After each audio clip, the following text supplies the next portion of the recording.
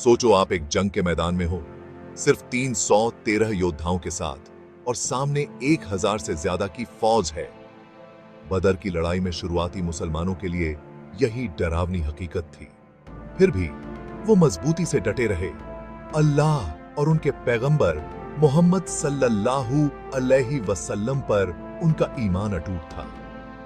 624 ईस्वी में लड़ी गई यह लड़ाई इस्लामी इतिहास में एक निर्णायक मोड़ साबित होगी। यह अस्तित्व की लड़ाई थी, अपने धर्म को आजादी से मानने के हक की लड़ाई थी। बदर की कहानी मक्का से शुरू होती है, जो इस्लाम का जन्म स्थान है। पैगंबर मोहम्मद सल्लल्लाहु अलैहि वसल्लम ने एक खुदा का संदेश देना शुरू कर दिया था, जो कुरैश के बहुदेववाद को चुनौती दे रहा था। उनका संदेश गरीबों और दबे कुचले लोगों को पसंद आया, जिन्होंने इस्लाम कबूल किया। कुरैश के रईसों ने इसे खतरे के रूप में देखा। कुरैश ने मुसलमानों पर अत्याचार तेज कर दिए। 622 ईस्वी में पैगंबर सल्लल्लाहु अलैहि वसल्लम अपने अनुयायियों के साथ मदीना चले गए। हिजरत इस्लामी इतिहास में एक महत्वपूर्ण मोड़ है।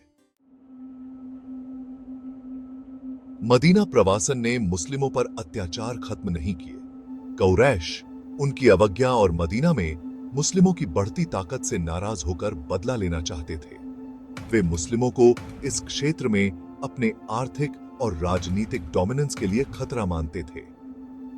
मक्का वालों ने मदीना पर हमला करने और नए मुस्लिम समुदाय को कुचलने की साजिश शुरू कर दी।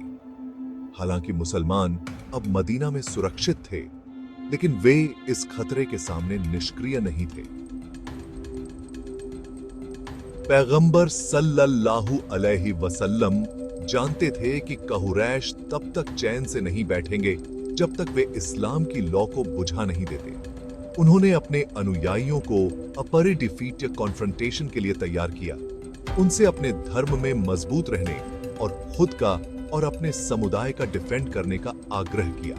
हालांकि मुस्लिमों की संख्या कम थी, लेकिन वे अल्लाह में अपने विश्वास और पैगंबर सल्लल्लाहु अलैहि वसल्लम के प्रति अपनी अटूट वफादारी से एकजुट थे। 624 ईस्वी में मदीना में खबर पहुंची कि एक बड़ा कारवां जो कीमती सामानों से लदा हुआ है, सीरिया से मक्का की यात्रा कर रहा है। यह कारवां कुरैश के ओनरशिप में था और उनकी संपत्ति का एक महत्वपूर्ण हिस्सा दर्शाता था। पैगंबर सल्लल्लाहु अलैहि वसल्लम ने कुरैश की आर्थिक ताकत पर प्रहार करने और मक्का में मुस्लिमों को हुए नुकसान की कुछ भरपाई करने का अवसर देखा। पैगंबर सल्लल्लाहु अलैहि वसल्लम ने कारवां को रोकने के बारे में अपने साथियों से सलाह मशविरा किया।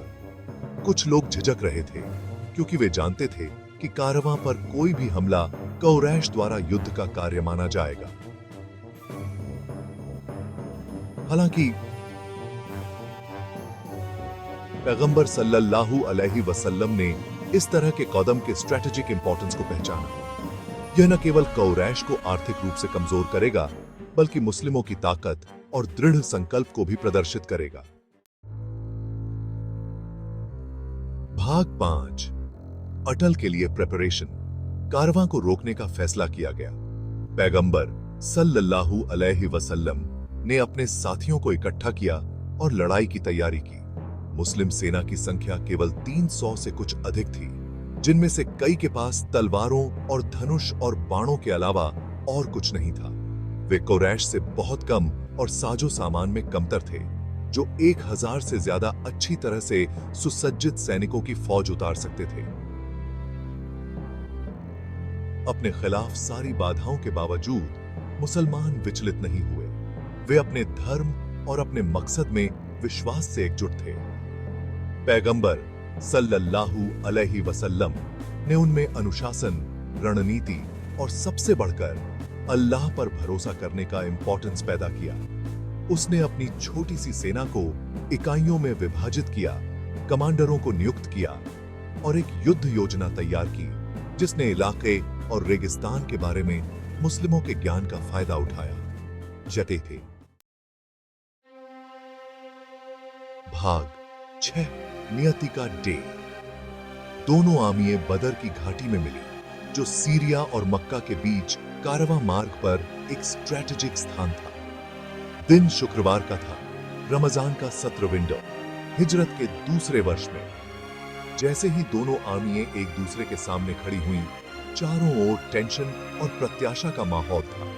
मुस्लिमों की संख्या कम थी, लेकिन उनका मनोबल ऊंचा था। वे अपने धर्म, अपनी आजादी और अपने एग्जिस्टेंस के लिए लड़ रहे थे। पैगंबर सल्लल्लाहु अलैहि वसल्लम ने लड़ाई से पहले की रात प्रार्थना में बिताई, अल्लाह से रूठे दर्शन और शक्ति मांगी। वह जानता था कि जीत या हार न केवल सैन्य कौशल पर, बल्कि गोडिया इंटरवेंशन पर भी निर्भर करेगी। भाग 7। दो आर्मियों का संघर्ष। लड़ाई की शुरुआत कुरैश के रैंक्सों से तीरों की बौछार से हुई। मुस्लिमों ने तात्कालिक ढालों के पीछे छिपकर अपने अपने तीरों से जवाबी हमला किया। कुरैश अपनी बेहतर संख्या और साजो सामान पर भरोसा करते हुए मुस्लिम पंक्तियों पर चढ़ गए, यह उम्मीद करते हुए कि वे छोटी सी सेना को आसानी से कुचल देंगे। हालांकि मुसलमान अपने धर्म और अपने परिवारों की रक्षा करने वाले पुरुषों के उत्साह के साथ लड़ रहे थे, अपने स्थान पर डटे रहे। उन्होंने साहस और दृढ़ संकल्प के साथ लड़ाई लड़ी, कुरैश के बिगिनिंगी हमले को नाकाम कर दिया। पैगंबर शांति उस पर हो पीछे ही रहे, मुस्लिम आर्मियों को निर्देशित करते रहे और जीत के लिए अल्लाह से प्रार्थना करते रहे। भाग 8। गोदीय हस्तक्षेप। जैसे ही लड़ाई उग्र हुई, रेगिस्तान में एक भयंकर रेतीला तूफान आया, जिससे कुरैश सेना अंधी हो गई। मुसलमान, जिनकी पीठ हवा की ओर थी, बड़े पैमाने पर अप्रभावित रहे। पैगंबर शांति उस पर हो ने इसे गोडिया इंटरवेंशन के संकेत के रूप में देखा, एक संकेत कि अल्लाह उनके साथ है। इससे जिलित होकर मुस्लिमों ने अपना आक्रमण तेज कर दिया। पैगंबर के युवा चचेरे भाई अली इब्न अबी तालिब और पैगंबर के चाचा हमजा इब्न अब्दुल मुत्तलिब ने असाधारण बहादुरी से लड़ते हुए कुरैश के कई योद्धाओं को मार डाला। मुसलमान अपने लीडर्सों के साहस और अल्लाह में अपने विश्वास से प्रेरित होकर नए जोश के साथ लड़े। लड़ाई का रुख उनके पक्ष में होने लगा। भाग 9। एक निर्णायक विक्ट्री। कुरैश अपने नुकसान और मुस्लिम हमले की गति से हतोत्साहित होकर डगमगाने लगे। उनके रैंक टूट गए और वे युद्ध के मैदान से भाग गए। मुसलमान संख्या में कम लेकिन विजयी हुए, अपने दुश्मनों का पीछा करते हुए, बंधकों को पकड़ते हुए और युद्ध की लूट को जब्त करते हुए। बदर की लड़ाई मुस्लिमों के लिए एक शानदार जीत थी। कुरैश को भारी नुकसान उठाना पड़ा, जिसमें उनके कई प्रमुख नेता भी शामिल थे। दूसरी ओर मुस्लिमों ने केवल मुट्ठी भर लोगों को खोया। तमाम बाधाओं के बावजूद इस जीत ने मदीना में मुस्लिम समुदाय को मजबूत किया और अपने दुश्मनों को एक स्पष्ट संदेश भेजा। मुसलमान एक ऐसी ताकत थे जिनसे जूझना होगा। भाग 10। बदर की विरासत। बदर की लड़ाई इस्लामी इतिहास में एक महत्वपूर्ण मोड़ थी। इसने मुस्लिमों के लिए पहली बड़ी जीत को चिह्नित किया और अरब में एक महत्वपूर्ण शक्ति के रूप में अपनी उपस्थिति दर्ज कराई। इस जीत ने मुस्लिमों के मनोबल को बढ़ाया, उनके विश्वास को मजबूत किया और उनमें भविष्य की चुनौतियों का सामना करने का आत्मविश्वास पैदा किया। बदर की लड़ाई मुस्लिमों के लिए सिर्फ एक ऐतिहासिक घटना नहीं है, यह साहस, विश्वास और सही के लिए खड़े होने के इंपॉर्टेंस के बारे में गहरा सबक देता है।